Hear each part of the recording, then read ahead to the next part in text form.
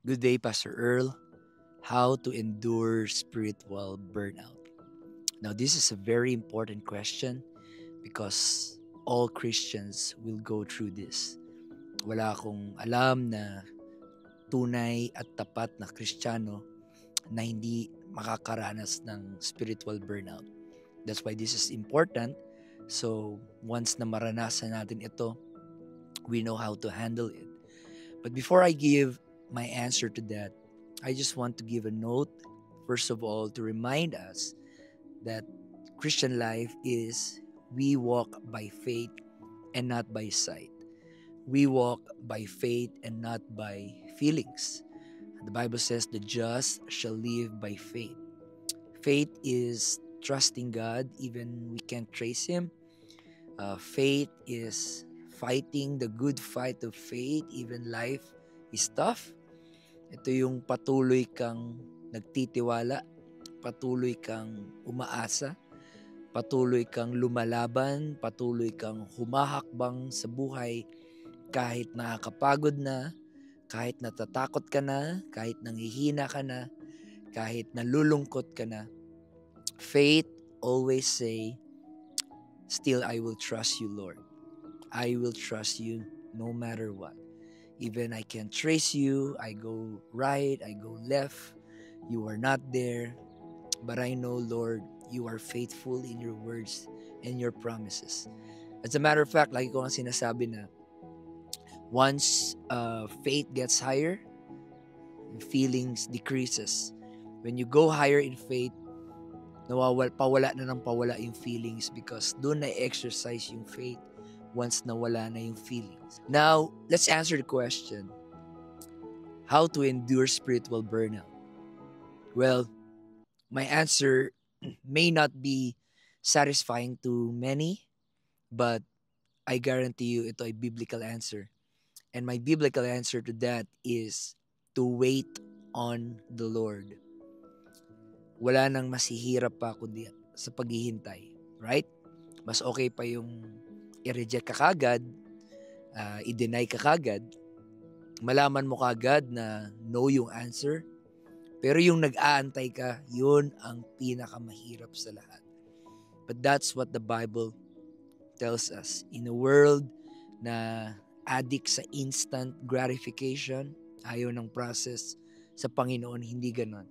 You have to wait on the Lord. I think my best scripture for that, there's a lot of scriptural reference about waiting on the Lord, but I think I'll choose Isaiah chapter 40, verse 28 to 31. Hast thou not known? Hast thou not heard that the everlasting God, the Lord, the creator of the ends of the earth, fainteth not, neither is weary? There is no searching of his understanding. He giveth power to the faint, and to them that have no might he increaseth strength. Even the youth shall faint and be weary, and the young men shall utterly fall. But they that wait upon the Lord shall renew their strength. They shall mount up with wings as eagles. They shall run and not be weary. They shall walk and not faint. Now when we say waiting on the Lord, it does that mean na nakaupo ka lang sa bahay, sa iyong sofa, nanonood ng Netflix, or just waiting on the Lord? That's not the kind of waiting that the Bible is saying. But waiting is about worshiping God. It's all about keep on doing the basic. You keep on praying. You keep on being active sa ministry. You keep on serving the Lord. And you wait. You wait until you feel that fire again burning in your heart. And I don't think na ang Panginoon ay i-disappoint ka when you wait on Him. They that wait upon the Lord, that's the promise of God, shall renew their strength. So, while you're waiting, you're praying. While you're waiting, you keep on reading your Bible. While you're waiting, you're still there in the church. You're still active in the church. And hindi ka bibiguin ng ating Panginoon. Kapatid, waiting to God is definitely worth it. Jesus says that, "Come to me, all ye that labor and heavy laden, and I will give you rest. My yoke upon you. Learn of me, for my yoke is easy and my burden is light." Brothers and sisters, if you're having a spiritual burnout today, rest in the Lord and wait on Him. Wait on Him patiently. Praise Him while you're waiting. Worship while you're waiting.